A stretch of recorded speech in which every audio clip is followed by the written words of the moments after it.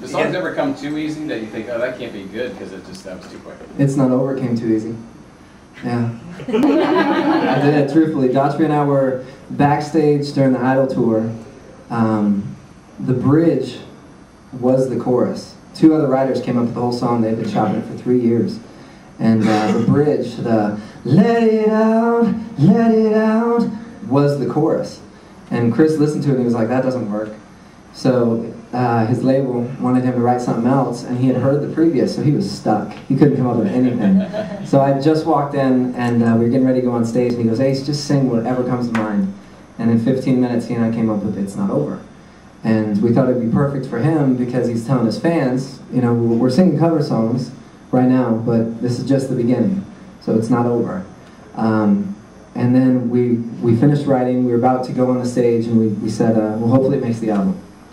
That song really sucks. Yeah, made the album. We were nominated for a Grammy for Best Rock Song, and lost to the boss, Bruce Springsteen. That's already right. Not bad. Yeah. Not bad. For the first year, for the first thing we ever did, that's not bad at all. So we have a lot of things that we actually have been writing together. So we have a lot of things in the works, just publishing, and we're going to throw it out to a lot of people. But I want the song to stand on its own. I don't want somebody to do it just because he wrote it or I wrote it or anybody. I want it to be a good song. Yeah. Yeah. So that one came way too easy. I know we don't do a lot of idle questions for you, but when you're on there, are there things pulling you at the same time? You're trying to do your best on the show and do all the photo shoots and do all the appearances and everything, but are you, at the same time, are you working your deal already once you're off the show, or you can't even think that far? When you're on the show, you're already signed. You're already signed 219. They have the option to drop you or not. And they picked up, our year, they picked up Catherine, Taylor, Chris, and Kelly Pickler. And when we were on the tour, I'd showed 19 my music and shown them a lot of stuff I'd written.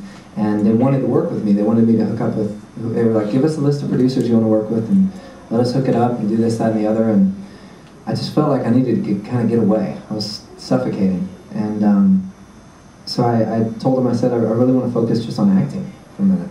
And I just did that so I could buy time. I was like, let me just buy time. What can I say that's not music-oriented that you don't do work-wise? I was like, here we go. So I was like, I just want to focus on acting. And then it was getting to the point where our tour was extended another month because the first 40 shows sold out in like a week. So we had another 20 that were on top, so we did 60 shows. What happened to the contract then is during the tour, our contract ended. So they wanted to really get a hold of everybody to see if they wanted to work with them or not. And my contract dropped. The next day I called Desmond, who set up the meeting. And I did a lot of gigs with my band for the last year and a half just to pay for the album. I split it 50-50 with Desmond. Now we have Fontana grabbing us and we're pushing it out. They believe in us, so it's crazy. Nice. Yeah. And acting did work. They killed me on Bones, episode 12. But yeah, so episode 12 comes out in May, I believe. My name is, what is my name? Tommy Sauer. I'm a personal trainer, and I like to sing at karaoke spots. So they let me sing. I sing some Nickelback, and then they decapitate me. I can't wait to see it. I'm totally into scary movies. So when they told me, I was like, do you show me dead? And they're like, we weren't thinking we should because the whole Idol fan base. I was like, ugh. And my brother even called. He goes, Ace would really like it if you showed me dead. This is probably their weirdest conversation of the day. Exactly. Yeah, he's as tall as you, or maybe taller. He's 6'7". Yeah, he's tall. Nice. Just wanted you to feel short. Not working yet. I'll get another picture with you after this. Nice. I'll be back to where I was. I'll be even higher. I stood up on the stool. You guys have any other questions? I have a question. What's the coolest thing that you've gotten to do or experience since Idol? Yes.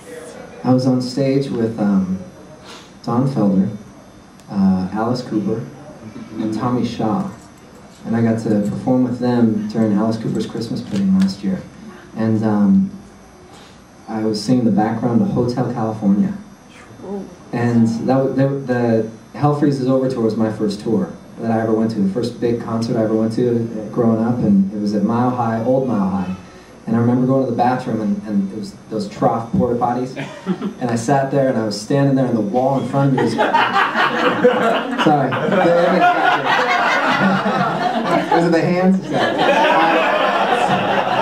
But I was standing there and the wall in front of me was literally, it was moving 3 inches back and forth because everybody had their lighters and they were swaying. So I was sitting there peeing and I thought I was going to die. I thought this was going to go in. I'm really happy they built the new field. But so that was the coolest thing ever for me because I got to sit there with people I idolized.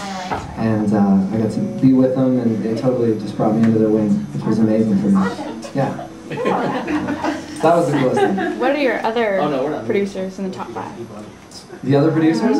Actually, I wanted to work with Diane Warren, and she wrote a song for my album, so I got to work with her as well. I really wanted to work with. It was weird.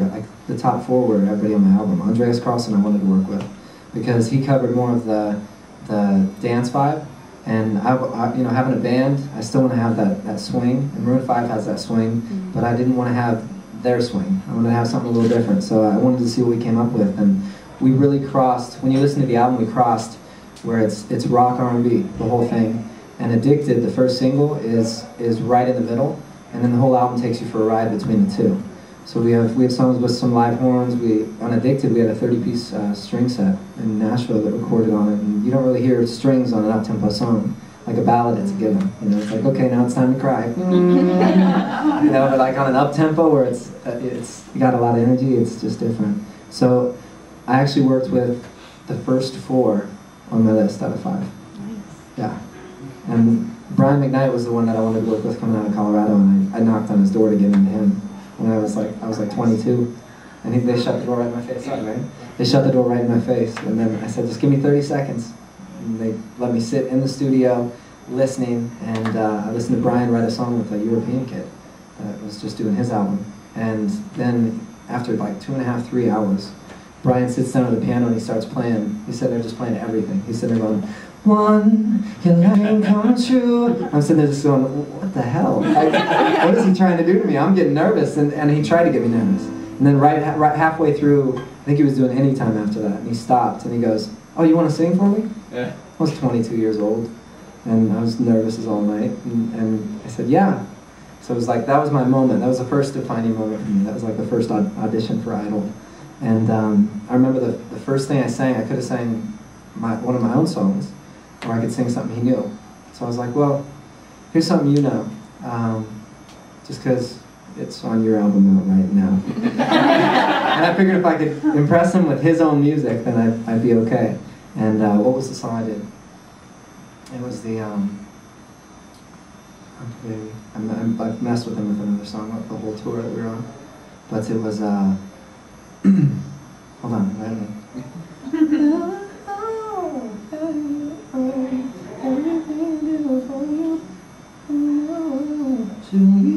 Hold on 1 second, Lisa's thinking.